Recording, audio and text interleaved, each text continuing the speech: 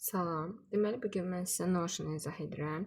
İlk öncəliklə biz Notion ümumiyyətlə bütün hissələrini necə işlənilir, nə lazımdırsa mən sizə hər birini göstərəcəm. İlk olaraq Notion daxil olmaq üçün Notion yazıb daxil oluruq. Belə bir platforma açılacaq gördüyünüz kimi. Belə bir platforma açılır. Open Notion-a basırıq. Bu hissədə Open Notion görürük. Ora basıb daxil oluruq. Kimsə Pro da ola bilər. İstəməyəndə təbii ki də mənim kimi adi istifadə edə bilər. Burada görürsünüz ki, free yazılıb. Yəni bu hissədə free yazılıb. Yəni burada pulsuz istifadə etmək mümkündür. Mən pulsuzundan istifadə edirəm. Nəysə gəlin daxil olaq indi Notion-umuza. Belə bir platforma açılır gördüyünüz kimi. Nəysə, Open Notion-a basırıq. Burada mənim səhifəm açılır. Ona görə qoyun o qalsın. Mən buradan sizə bu hissəyə gələk. Burada bizdən soruşulur ki, siz Notion necə istifadə etmək istəyirsiniz? Mən Personal Life seçirəm. Siz təbii ki də istəyirsə iş üçün, istəyirsə də məktəb üçün seçə bilərsiniz. Burada yeni bir səhifə açılır gördüyünüz kimi. Deməli, mən sizə bir-bir nələr etməlisiniz, necə etməlisiniz bir-bir hamısını göstərəcəm. Birinci olaraq gəlin bu qutucuqdan başlayaq. Gəlin birinci bu qutucuqdan başlayaq. Burada gördüyünüz kimi ayarlar hissəsi var. My Task var. Məsələn, gəlin My Task-dan başlayaq. Burada necədir? Siz burada gün ərzində etmək istədiklərinizin hər birini qeyd edə bilərsiniz. Məsələn, tutalım ki, mən burada bir taslaq yaratmaq istəyirəm. Bura belə bir görsəl qoya bilirsiniz. Məsələn, buradan istədiyimiz rəngdə dəyişə bilərik. Gəlin elə sizinlə bərabər bir dənəsini hazırlayaq. Məsələn, mən belə bir sadə bir fon seçirəm arxasına. Buradan deməli tasklarımızı seçəcəyik. Burada hazırlamaq istədiyim sadəcə biraz bunu kompüter moduna çevirək.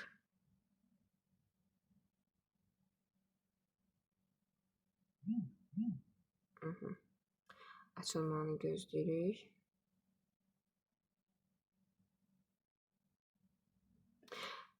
Deməli, bu açılana qədər sizə belə bir söz deyim. Burada My Task yazılıbdır. Təbii ki də biz bunu dəyişə bilərik. İstədiyimizni qoya bilərik. Burada sadəcə niyə belə oldu bilmədim. Yəni elə mən sizə buradan başlayayım. Deməli, burada görürsünüz ki, bir neçə panel var. İndi hazırlaya bilərik. Gəlin birinci Embed Page-dən başlayaq. Embed Page boş səhifə deməkdir. Gəlin boş səhifənin birinci biz şəkil əlavə eləyək. Gördüyünüz kimi şəkili buradan Change-ə basıb dəyişdiririk. Bayaqki fonu seçəcəm. Belə boş, sadə bir fon. Buradan ikon əlavə edirik. İstədiyimiz ikonu, məsələn, biz burada qoya bilərik. Məsələn, mən to-do listə uyğun bir şey qoymaq istəyirəm. Məsələn, belə bir fon qoyaq. Bunu qoyduq. İndi səhifəmin adını məsələn qoyuram ki, University Days, məsələn, universitet günləri. Tutalım, belə bir şey qoyduq. Daha sonra bu hissədən gəlirik. Deməli, bu hissədə biz belə bir səhifə açılır. Insert blokdur. Burada bizim hər birini mən indi sizə bir-bir izah edəcəm ki, burada nələr var, necə istifadə etməliyik bunu. Çox yaxşı bir paneldir. Birinci tekstdən başlayırıq. Bu bizim yazı yazmağımız üçündür. Tekstə basdınızsa, məsələn, hər hansı bir yazını bu cür yazırsınız. Bu çox sadə. Sonra deməli burada heading gəlir, yəni başlıq. Məsələn, tutalım mən başlıq qoyuram ki, bazar ertəsi. Gəlin belə başlayaq, bazar ertəsi. Bu University Days, məsələn, biz bunu istəsək, ölçüsünü, rəngini, məsələn, dəyişə bilirik. Tam biraz da belə meyil elədik, altına da xətt çəkəcəyik. Deyəsən, problem oldu, görün, məsələn, tutalım, bunu narıncı rəngdə qoyaq. Bu, bundan sonra eləmək istəyir, yəqin. Buna görə belə oldu, təzdən yazaq. Bir dəqiqə color seçə bilmirik hal-hazırda. Nəysə, yəni oradan rəng dəyişəcək. Mən indi onu sizə başqa yazıda göstərəm. Bu başlığımızdır. Bazar ertəsi, məsələn, biz bir başlıq qoyduq. Daha sonra plusa gəlirik. Burada yenə kiçik başlıqlardır. Bulletin list nədir? Məsələn, tutalım ki, bizim bazar ertəsi üçün bir işimiz var. Nə işlərimiz var? Məsələn, evləri təmizlə, məsələn, sadə bir şey. İkinci olaraq, məsələn, kitab oxu. Məsələn, tutalım 30 dəqiqə, belə bir şey yazaq. Daha sonra, məsələn, dərmanları iç, belə bir şey. Tutalım, 3 dənə işimizi yazdıq. Məsələn, bir də universitet günüdürsə, məsələn, universitetə get, məsələn. Tutalım, belə bir şey. İndi neçə dərsiniz varsa, ona uyğun. Daha sonra biz buradan məsələn number list var bizdə məsələn. Tutalım ki, mən indi bunu listələmək istəyirəm. Yazıram ki, birinci dərmanları iç, universitetə get, daha doğrusu get. Sonra məsələn nə yazmışıq burada? Məsələn yazıram evə gəl. Orada yazmadığınız təbii ki, bir şey yazarsa bu sizin öz planlarınızdır. Məsələn kitab oxu 30 dəqiqə. Sonra məsələn təmizlik. Belə ümumiləşdirib yazdıq. Bunu list-listə yazdıq ki, məsələn biz hansı işdən sonra nə istəyirik? Məsələn gəlirik, tutalım ki, biz bunların rəngini, ölçüsünü falan dəyişmək istəyirik də. Buradan color-a basırıq, məsələn seçirik ki, qırmızı. Yəni artıq bunlar bizim bayaq rəngi dəyişəməmişdik. Buyurun baxarsınız. Bu işlərimizdə yazdıq. Məsələn keçirik bura və biz istəyirik ki, bu yazdığımız bütün işləri artıq bir kateqoriyaya salaq.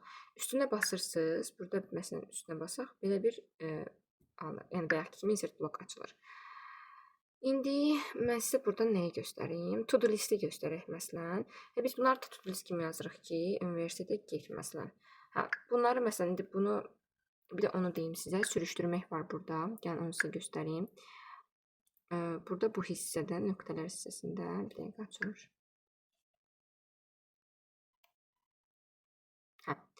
Burada belə bir hissə var. Gördüyünüz kimi biz bunu istədiyimiz yerə belə bir şey eləyək. Gördüyünüz kimi universitetə get, məsələn bu artıq bu cədvəl içərisində, yəni bütün işlərinizi qeyd elədiniz. Buradan da məsələn plusu qoyasınız ki, bu iş tamamlanacaq və bunların hər birini məsələn 1 2 3 4 yazmayıb, bu şəkildə də məsələn sürətləmək istəyirsinizsə belə söz çıxmasın. Yəni Bence bunu biraz çətinlik çəkirik. Buradan məsələn tutalım ki, tutmaq istəyirsinizsə, gətirib məsələn bunu yerləşdirə bilərsiniz. Biraz neysə çətin gedir. Məsələn universitet getdən sonra eləmək istəyirsiniz, gətirib bunu belə yerləşdirirsiniz. Hətta biz burada bir dəyişiklik də eləyə bilərik. İstəyirsiniz ki, bunu to-do list formasına gətirəsiniz. Bunu düşürdürsünüz aşağı və bu da to-do list şəklində olur gördüyünüz kimi. Nəysə, bunları biraz səliqəyə salaq. Buranı da istədiyiniz kimi silib yenidən tənzimləyə bilərsiniz. İndi biz ondan çox vaxt itirməyək daha. Nəysə, bunları belə qeyd elədik. İndi təzə bir səhifə açmaq istəyirsiniz. Tutalım ki, üstə basaq. Klaviaturun açılmağı məni çox narahat edir, amma nəysə daha.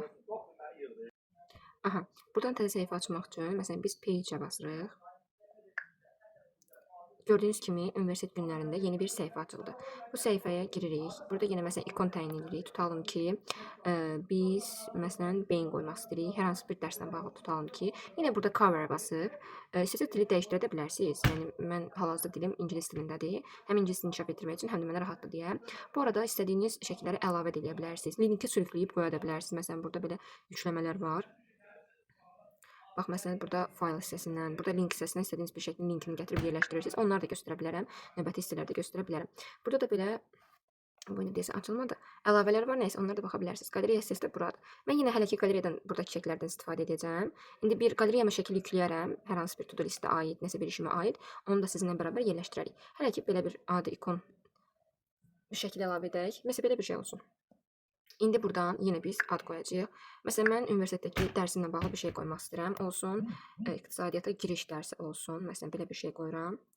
Buradan sizə nələr göstərəcəm indi mən. Deməli, əlavə edirik nəyi? Deməli, bizim burada, baxın, bir çox şeylərimiz var. Məsələn, bir fayl yerləşdirmək istəyirik. Tutalım ki, choose the fayla basaq. Fayllardan girək. Bilmirəm, indi hal-hazırda universitetlə bağlı faylım qalıb, yoxsa yox. Hal-hazırda açılmır. Nəysə, buradan istədiyiniz faylı məsələn yükləyə bilərsiniz. Bir də bu faylı silmək üçün deməli üstünə belə klikləyirsiniz və belə 3 nöqtə açılır. Buradan zaten zibil qutusunu görəcəksiniz özünüzdə. Nəysə, məsələn hər hansı bir faylımızı yerləşdirdik. Tutalım dərslə bağlı hər hansı bir fayl yerləşdirdik. Daha sonra məsələn biz bunu tutalım ki, baxın buradan şəkil əlavə etmək olur, video əlavə etmək olur. Bunları da göstərərəm. Yenə şəkil falan yükləyərəm, göstərərəm. Görün buradan mən başqa məsələn tutalım bu dərslə bağlı sizə nə göstərə bilərəm, nə yerləşdirə bilərsiniz bura. Deməli baxın bunlar linklər üçündür. Yəni linkləri gətirirsiniz, yerləşdirirsiniz. Buradan məsələn baxın istənilən proqramdan linkini özünü gətirib yerləşdirə bilirsiniz. Məsələn tutalım ki Word. İndi mən Word-dədim sizə göstərmək üçün. Hal-hazırda əlimdə yoxdur deyə əlavə edə bilmirəm. Nəsə audio yükləyə bilərsiniz, fayl yükləyə bilərsiniz, kitabdan nəsə bir şey yadda saxlamısa onu da göstərə bilərsiniz. Gəlin məsələn tutalım ki, biz bu dərsə bir data qoymaq istəyirik ki, məsələn biz bu dərsi neçə müddət ərzində bitirəcəyik də. Gəlin kalendarımızı məsələn yerləşdirək. Baxın, buradan kalendar hissəsi açılır. Oy, bir dəqiqə. Hə. Kalendar hissəmiz açıldı. Gördüyünüz kimi avqust ayını biz bura yerləşdirmişik və bu tək avqust ayı üçün də keçərli deyil. Onu da deyim sizə.